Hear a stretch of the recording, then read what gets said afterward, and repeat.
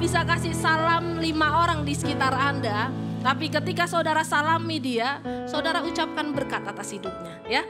Engkau luar biasa, pekerjaanmu akan mengalami terobosan, gitu ya. Keluargamu dikasih Tuhan. Silakan kasih salam 5 orang dan berkati. Sudah? Sudah 5 orang? Benar. Kalau nggak 5 orang nggak boleh duduk loh saudara. Sudah ya? Oke, silakan duduk, thank you. Shalom semua. Senang sekali hari ini berjumpa dengan Bapak Ibu Saudara sekalian. Ya, hari ini Pastor Judy sedang melayani di GMS Palangkaraya bersama dengan Ibu Debbie. Mereka di sana melayani dan saudara dapat salam dari beliau. Ya, mau terima salam ya? Oke, nanti saya salam balik hari Selasa mereka kembali ya. Hari ini kita mau belajar mengenai menjadi sahabat Tuhan. Katakan menjadi sahabat Tuhan. Ya, menjadi sahabat Tuhan. Apa artinya? Seperti apa jadi sahabat Tuhan? Ya, dan bagaimana juga menghidupinya? Ketika begini saudara, ketika hamba Tuhan di depan sampaikan panggilan, ketika kita dengar khotbah gitu ya, ketika kita dengar ibadah, tiba-tiba ada panggilan altar call. Saudara tahu ya? Ya, ketika ada panggilan altar call, sesungguhnya panggilan itu bukanlah panggilan keagamaan, tapi panggilan itu adalah panggilan untuk sebuah hubungan. Katakan amin. Ketika hamba Tuhan menyampaikan siapa yang mau menerima Yesus sebagai Tuhan, itu lebih dari hanya sekedar panggilan keagamaan, tapi itu adalah sebuah panggilan untuk saudara dan saya membangun hubungan dengan pencipta kita, dengan Yesus Kristus Tuhan. Amin. Dan saya mau kasih tanda yang lebih tinggi lagi. Bukan hanya sekedar hubungan biasa. Tapi Tuhan memanggil saudara dan saya untuk menjadi sahabatnya. Amin. Dia panggil kita jadi sahabatnya. Tengok kanan kirinya. Engkau dipanggil jadi sahabat Tuhan.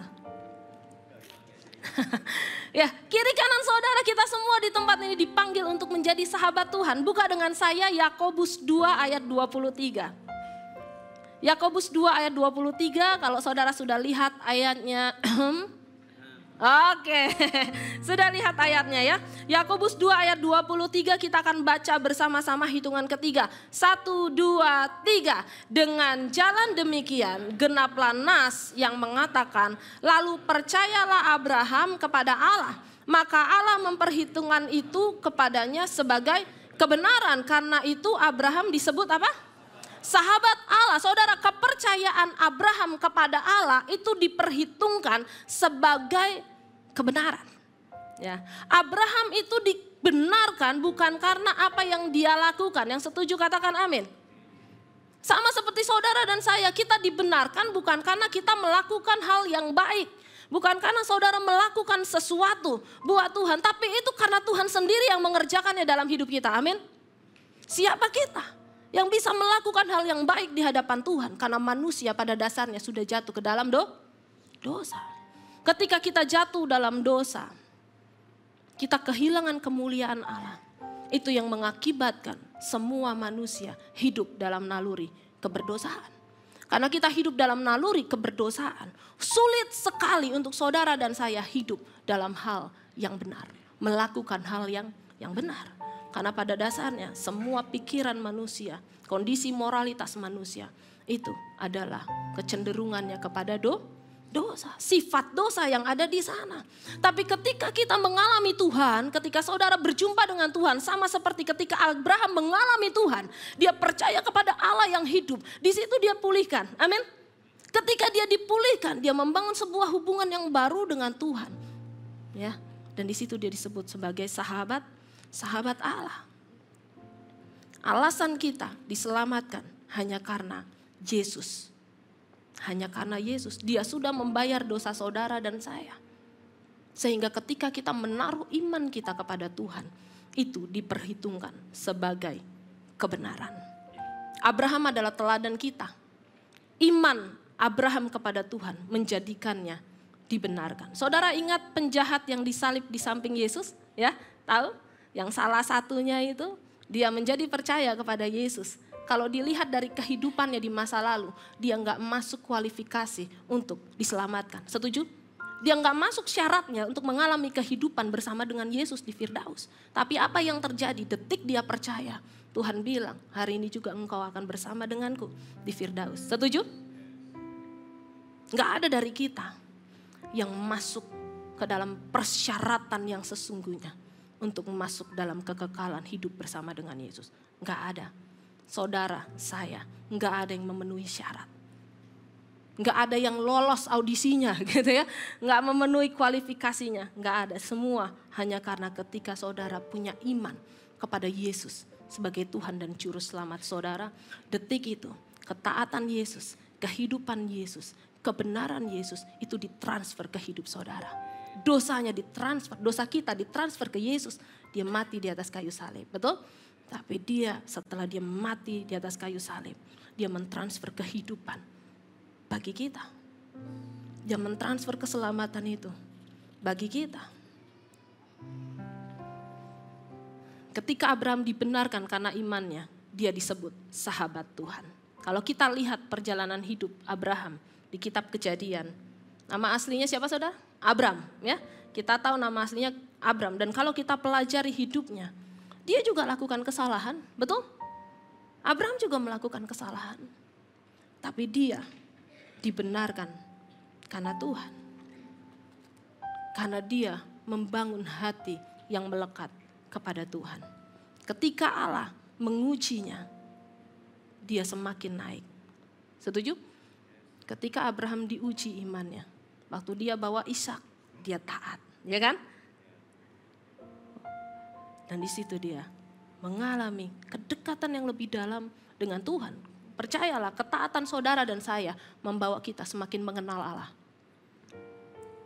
Semakin saudara taat dengan kebenaran firman-Nya, semakin saudara mengenal Allah. Semakin kita menolak untuk taat, semakin sulit saudara mengenal Allah. Betul? Semakin sulit kita melihat jalan-jalannya ketika kita tidak menaruh kepercayaan kita sepenuhnya kepada Tuhan. Nah, hari ini kita mau belajar seperti apa persahabatan dengan Tuhan. Apa yang dimaksud dengan menjadi sahabat Tuhan. Namun sebelumnya kita akan mulai dengan apa yang bukan persahabatan dengan Tuhan. Ya, kita akan mulai dari apa yang bukan persahabatan dengan Tuhan. Yang bukan persahabatan dengan Tuhan, yang pertama adalah saling tunduk. Katakan saling tunduk. Ketika kita bersahabat dengan seseorang, ya, kita saling mengasihi, betul? Kita saling menghormati, ya, sesama manusia bersahabat, saling tunduk, tapi dengan Tuhan tidak bisa. Setuju? Posisinya sudah berbeda. Saudara dan saya tidak bisa memaksa Tuhan untuk tunduk kepada kita. Betul? Kalau kita bilang aku mau jadi sahabat Tuhan, saudara dan saya tidak bisa memaksa Allah untuk tunduk dengan kemauan kita. Itu bukan persahabatan dengan Tuhan, karena dia tetap Allah. Karena dia tetap Allah, posisi kita tetap manusia. Betul? Kita yang adalah debu dijadikan sahabatnya. Saudara di sini siapa yang mau bersahabat dengan debu? Oh, ini debuku, ini sahabatku. Gak ada, betul? Gak ada. Tapi Tuhan merelakan dirinya dengan kasih karunia yang besar untuk menjadi sahabat dari ciptaannya. Kalau dilihat dari leveling jauh saudara, posisinya udah beda. Tapi dia memberi dirinya terbuka untuk bersahabat dengan saudara. Untuk itu yang bukan persahabatan dengan Tuhan adalah menjadikan dia setara dengan kita. Setuju? Dia tetap Allah. Dia tidak berubah. Posisinya tetap di sana. Posisinya tetap raja di atas segala raja. Dia tuannya, bukan kita tuannya. Betul? Kalau saudara mau bersahabat dengan Tuhan, kita gak boleh dikit-dikit Tuhan, aku kan sahabatmu, lakukan mauku. Gak bisa, betul? Tuhan, engkau kan sahabatku, aku ngalamin kesulitan, jawablah sekarang, katanya sahabatan. Gak bisa, karena Allah gak bisa bekerja di luar hukumnya, betul? Kalau apa yang kita minta tidak berkenan, tidak sesuai dengan kebenarannya, dia tidak bisa mengerjakannya, setuju? Dia hanya bekerja sesuai dengan pribadinya, karakternya dan hukumnya. Dia tidak bisa bekerja di luar dari itu, karena itu bukan dia. Dia tidak bisa menyangkal dirinya, setuju? Dia penuh kasih. Tapi dia juga Allah yang adil. Tapi dia juga Allah yang maha kuasa. Dia tahu awal dan akhir. Dia tahu kondisi saudara. Kalau kita minta selesai sekarang, buat Tuhan belum selesai, Nggak mungkin diselesaikan. Kita nggak bisa paksa dia menjadi maunya kita. Oke? Itu yang pertama. Yang bukan bersahabat dengan Tuhan adalah saling tunduk. Yang kedua, yang bukan bersahabat dengan Tuhan adalah toleransi terhadap dosa kita. Ya, teman yang baik selalu menyatakan kebenaran, setuju? Sekalipun menyakitkan. Ya, dunia ini ingin semuanya itu ditoleransi, saudara. Ya, kalau kita punya pikiran, kita minta, hargai dong pikiranku, ya kan? Hargai dong perasaanku. Seringnya kan begitu, ya. Kalau saudara lihat di sosial media, seringkali kita menemukan orang-orang yang menyatakan pikirannya dan menuntut orang lain untuk terima pemikirannya. Mau benar, mau salah, hargai dong. Ya kan? Hargai dong kalau aku ambil keputusan ini. Hargai dong kalau aku punya pemikiran ini. Hargai dong perasaanku. Betul? Tapi saudara, kalau saudara mau bersahabat dengan Tuhan, saudara tidak bisa memaksakan itu kepadanya kalau itu dosa. Setuju? Dia nggak bisa. Dan kita nggak bisa paksa dia. Kita nggak bisa bilang gini, tolonglah Tuhan ngertiin dong perasaanku. Dia tuh udah berbuat salah dalam hidupku. Terus aku suruh ngampunin. Yang bener aja, ya kan? Tuhan ngertiin dong perasaanku, Tuhan bela aku dong. Wah, ya kan, seringnya begitu. Ya kan dulu saya waktu SMP itu punya geng, saudara. Jadi kita tuh berkelompok gitu ya. Lalu saya punya geng isinya tuh 5 orang, cewek-cewek. Kita adalah preman di SMP itu, enggak ya. Jadi semua hal di SMP itu ya, kalau ada apa-apa permasalahan ya, kita selalu jadi tim yang menyelamatkan yang tertindas. Karena anggota dari geng saya adalah orang paling pintar, satunya ketua OSISnya gitu ya, yang satunya premannya gitu ya, yang satunya, wah kita adalah orang-orang hebatnya di SMP itu. Jadi mau ada masalah apa, entah benar entah salah, kalau ada yang berani menyentuh kita, kami bertindak. Wah, gayanya udah begitu ya kan. Entah benar entah salah. Pokoknya kalau sampai anggota geng kita ada yang terluka, semua terluka. Gitu kan? Bener gak? Masa saya doang yang punya kelompok? Ya kan sering kan gitu kan? Waktu zaman sekolah. Ada yang berani nyentuh temanku. Dia menyentuh aku. Ada yang berani nyakitin perasaanku. Teman-temanku akan membela aku. Kan gitu ya kan? Tapi tidak dengan Tuhan. Kalau itu dosa, dia akan tetap bilang tidak. Setuju? Kita gak bisa pastor. Kalau Tuhan bilang kebenarannya adalah mengampuni, kita gak bisa paksain Tuhan. Gak apa-apa lah gak ngampuni. Tuhan kan sahabatku, Tuhan bela aku dong, habisi dia. Gitu ya. Ketika doanya Tuhan ada yang melukai hidupku, aku berdoa. Dia semakin terluka 2 kali lipat, 3 kali lipat, 100 kali ganda. Loh, doanya kok begitu gitu ya. Karena aku sahabat Tuhan, maka pembalasan jauh lebih besar. Tuhan gak akan sepakat dengan dosa kita. Kalau saudara memaksa, saudara bukan sahabatnya. Setuju? Kalau kita terus memaksa dia untuk keluar dari karakternya yang adalah kasih dan kebenaran, saudara dan saya tidak bisa jadi sahabatnya. Lalu pertanyaannya, apa definisi jadi sahabat Tuhan? Suatu renungan ditulis oleh Oswald Chambers dalam bukunya My Utmost for His Highest. Bisa tampilin? Ya. Dia tulis begini, saudara. Dia definisikan persahabatan dengan Tuhan tuh begini. To be so much in contact with God that you never need to ask Him to show you His will is to be nearing the final stage of your discipline in the life of faith. When you are rightly related to God, it is a life of freedom and liberty and delight. You are God's will. Maksudnya apa? Saudara, ketika engkau punya hubungan yang dalam dengan Tuhan, engkau melekat kepada Tuhan, ya, engkau bisa jadi kayak sinkron dengan kehendak Tuhan. Engkau bisa ngerti hatinya Tuhan, sehingga dimanapun engkau, apapun yang engkau lakukan, firman Tuhan katakan entah ke kanan, entah kiri, aku di sana. Tapi untuk sampai ke level itu, saudara nggak bisa menanamkan nilai Tuhan harus tunduk denganku, Tuhan harus toleransi dengan dosaku. Setuju? Persahabatan dengan Tuhan itu saking engkau melekatnya dengan Tuhan. Engkau bisa menjalani kehidupan yang merdeka. Engkau bisa menjalani kehidupan yang menyenangkan. Engkau bisa jalani kehidupan yang penuh kebahagiaan. Tapi kebahagiaannya bukan karena apa yang engkau punya. Kebahagiaan karena engkau tahu engkau punya siapa. Setuju?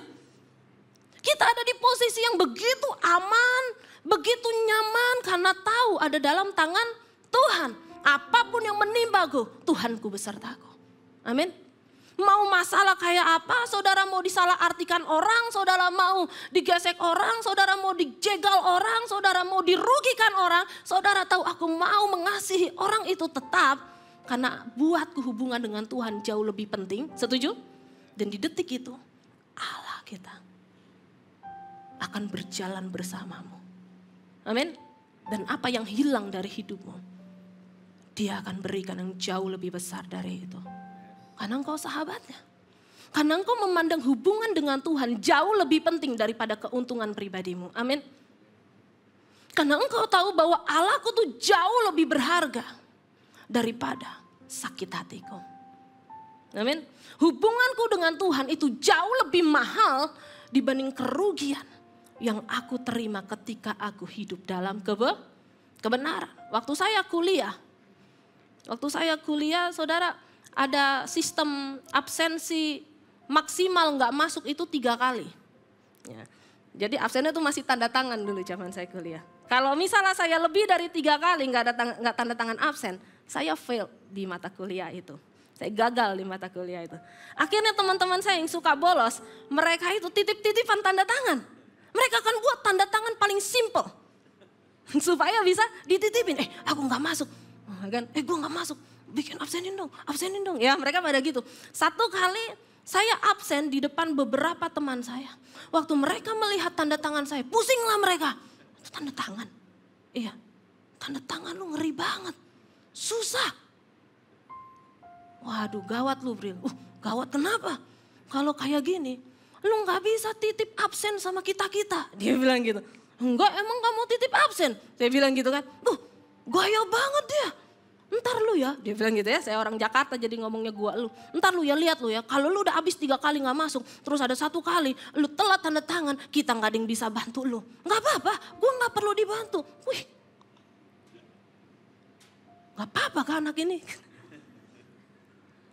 Terus ditanya, kenapa lu gak mau kayak gitu? Ntar lu dapat masalah, ntar lu terlibat masalah. Hari itu saya cuma bilang begini, kalau saya terlibat masalah karena hidup benar, maka Tuhanlah pembela di hidup saya. Tapi kalau saya kena masalah, karena memang saya memilih hidup dalam dosa, karena saya memilih untuk tidak benar, siapa yang bela hidup saya? Bukankah lebih baik saya masuk dalam masalah karena saya hidup benar? Setuju? Lebih baik kita kena masalah karena kita hidup benar. Karena dari situ kita tahu menghargai hubungan kita dengan Tuhan jauh lebih besar dibanding keuntungan sesaat yang kita terima. Amin. Persahabatan dengan Tuhan adalah ketika saudara menjadi sinkron ya dengan kehendak Tuhan.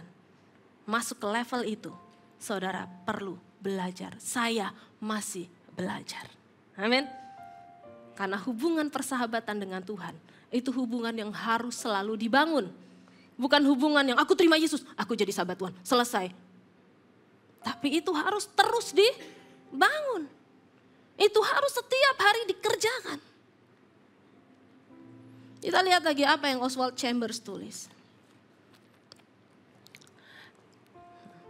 And all your common sense decisions are His will for you unless He checks. You decide things in perfect delightful friendship with God, knowing that if your decisions are wrong, He will always check. When He checks, stop at once. Kita hidup bersama dengan Dia. Kita sinkron dengan Dia, kita berjalan bersama dengan Dia, kita kenal hatinya. Oke?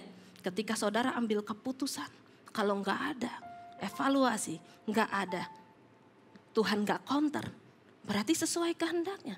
Tapi kalau Allah counter, berhentilah segera. Oke? Persahabatan dengan Tuhan tuh begitu. Ketika saudara entah ke kiri, entah ke kanan, Dia menyertai. Tapi kalau Tuhan lagi pengen belok kanan, engkau belok kiri, Dia akan segera cek. Dia akan menghentikanmu. No, jangan. benar, entah ke kanan, entah ke kiri, aku menyertai. Tapi hari ini mesti ke kanan, bukan ke kiri. Detik itu dia cek, kalau dia cek, kalau dia intervensi, kalau dia langsung counter Anda, berhentilah segera. Amin?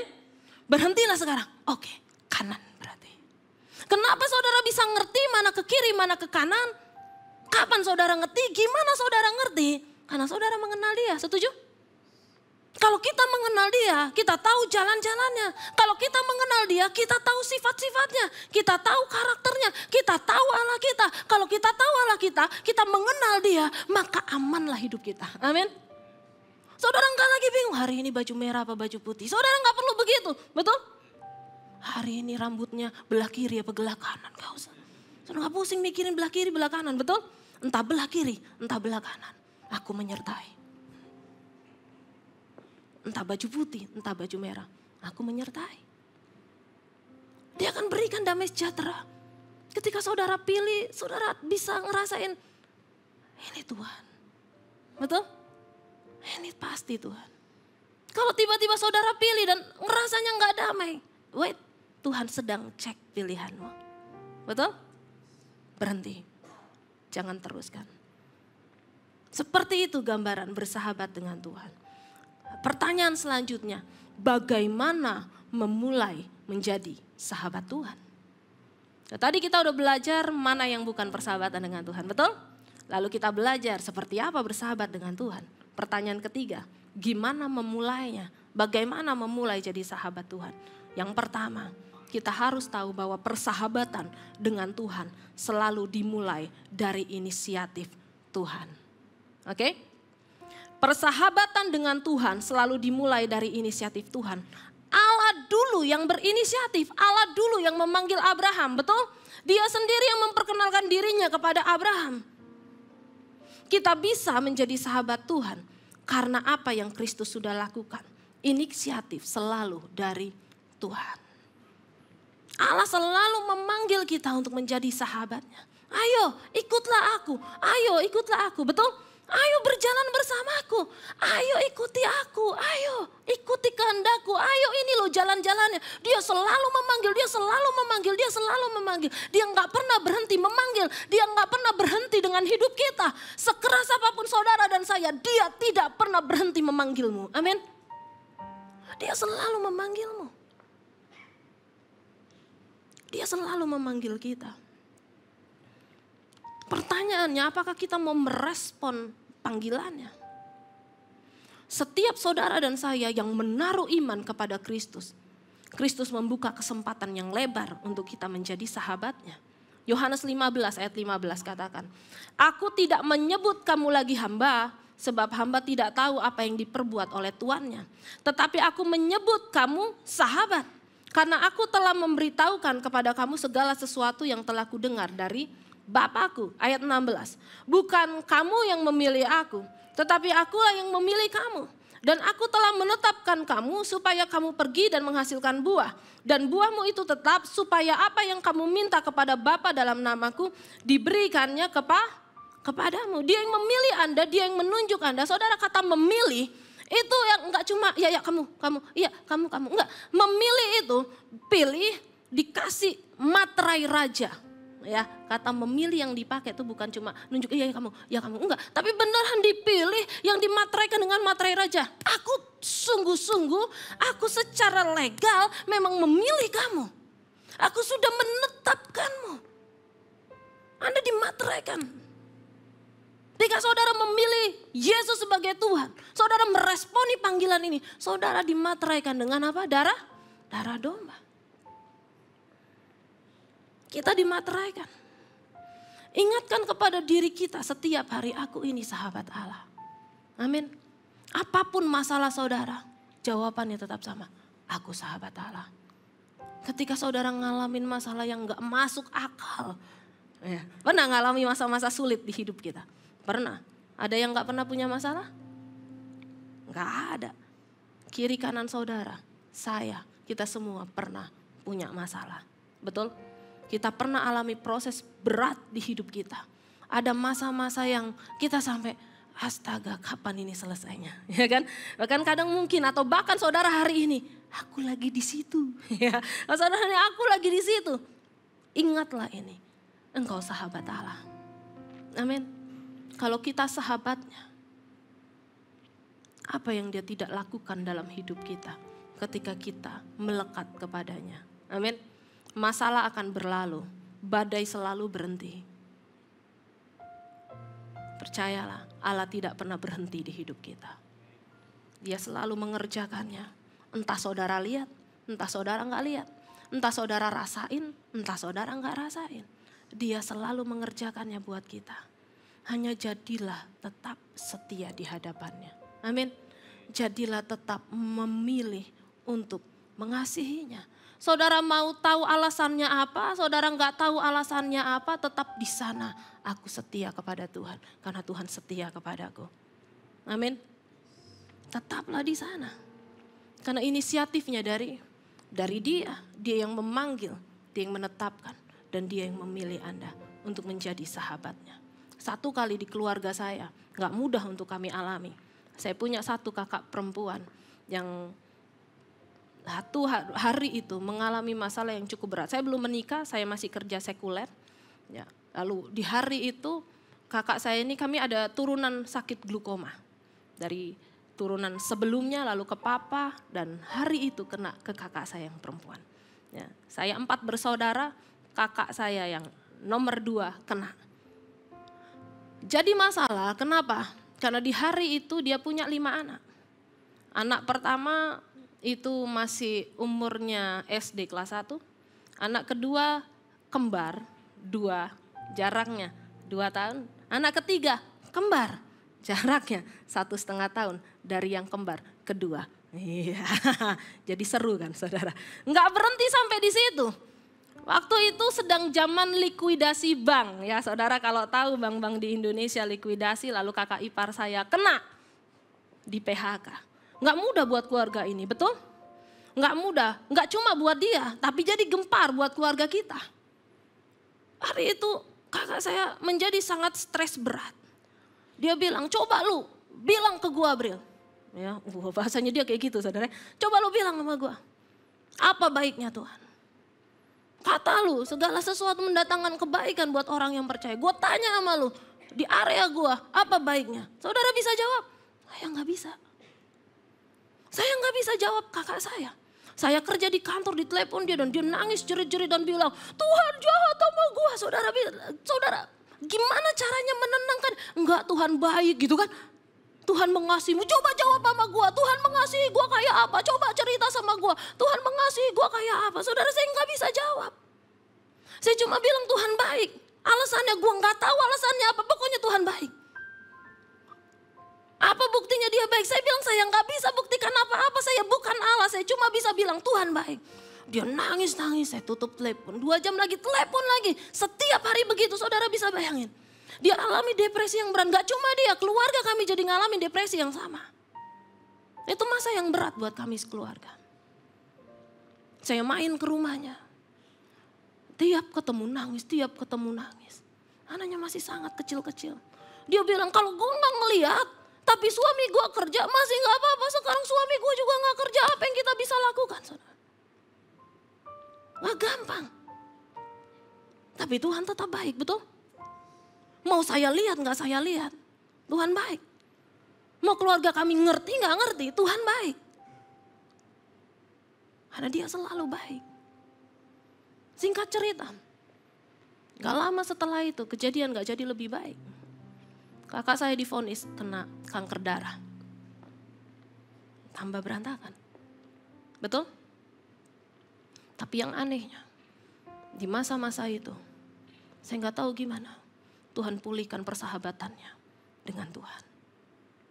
Saya gak tahu dia ngalamin perjumpaan dengan Tuhan pas kapan.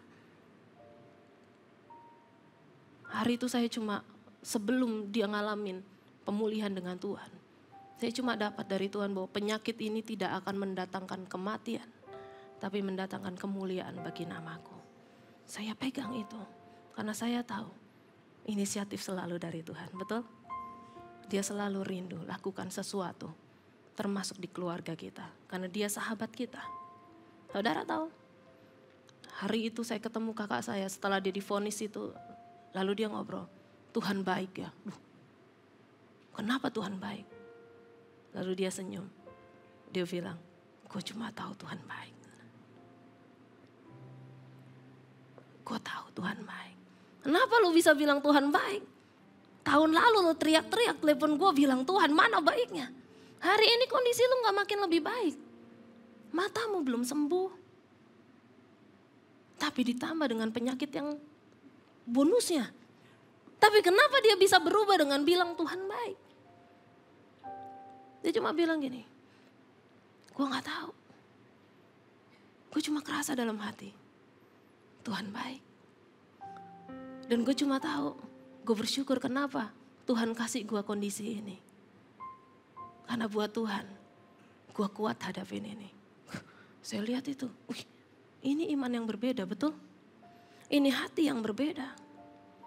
Tapi kenapa itu bisa jadi berbeda? Karena Allah berinisiatif memulihkan hubungannya dengan kakak saya. Gak berapa lama dari situ kakak saya meninggal dunia. Dia meninggal dunia. Waktu saya, loh kok jadinya meninggal? Penyakit ini tidak mendatangkan kematian tapi membawa kemuliaan bagi namaku. Waktu dia meninggal, saya bilang kok jadinya meninggal Tuhan? Ini kok episodenya berbeda. Tapi saudara tahu apa yang terjadi? Di hari perkabungan itu, waktu ibadah penghiburan ada banyak orang datang ke rumah duka. Orang-orang yang saya aja gak pernah tahu nih orang-orang dari mana. Banyak, temennya si A, temennya si ini, mereka datang dan cuma bilang, gue belajar banyak dari kakak lo. Gue belajar banyak dari hidup kakak lo. Kakak lo begitu aja dia masih bisa senyum loh. Kakak lo, saya bilang, ternyata ada banyak iman-iman yang dihidupkan lewat kematiannya. Gak cuma buat teman-temannya, gak cuma buat orang-orang yang kita bahkan aku gak kenal, saya gak kenal. Tapi buat keluarga kami dipulihkan. Kami mengalami pengenalan yang baru dengan Allah. Karena kejadian itu. Yang kami tahu inisiatifnya dari Tuhan. Amin. Ketika saudara memilih untuk meresponi inisiatif Tuhan di hidup kita. Saudara akan mengenal hatinya. Saudara akan mengenal jalan-jalannya. Mau hasilnya apapun, yang penting Tuhannya tidak berubah. Amin. Mau endingnya kayak apa itu urusan Tuhan. Urusan kasih ending hidup orang itu urusan Tuhan. Urusan kita adalah aku mau meresponi Tuhan. Aku mau jadi sahabat Tuhan. Amin. Hari ini saya gak tahu apa yang saudara alami. Tapi kalau Allah memanggil, dia mau memulihkan hubungannya dengan engkau. Responi dia. Amin. Responi dia. Itu yang pertama. Bagaimana menjadi sahabat Allah. Yang kedua, bagaimana menjadi sahabat Allah, menjadi sahabat Tuhan. Kita terus menjadi sahabat Tuhan ketika kita terus menyesuaikan diri dengan standar moral Tuhan. Amin. Kita akan terus jadi sahabatnya kalau hidup kita setiap hari mengikuti standar moralnya. Ya, Tuhan begini, saudara ikut. Tuhan begini, saudara ikut. Ya, karena pertemanan dengan Tuhan itu tidak bisa berjalan dengan pertemanan dengan dunia. Selalu ada pemisahan.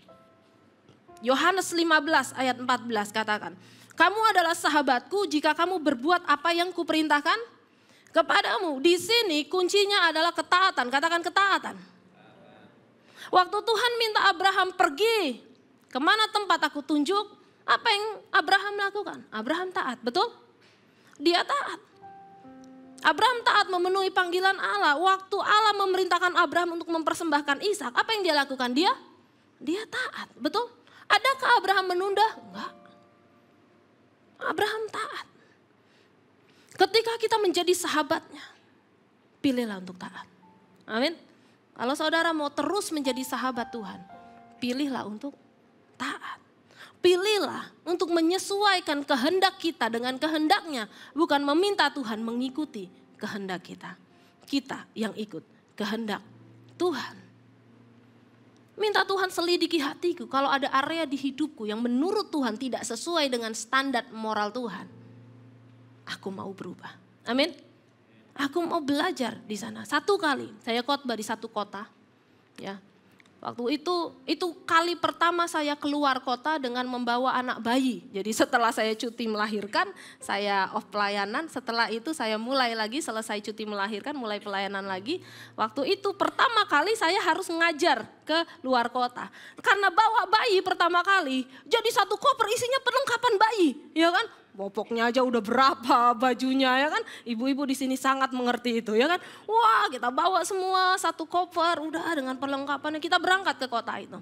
Sampai di kota itu saya tahu sore hari saya harus ngajar 1 materi. Waktu saya cari Alkitab saya, loh saya nggak bawa Alkitab saudara. Ngajar pakai opo? Mana Alkitab saya? Saya cari Alkitab saya nggak nemu.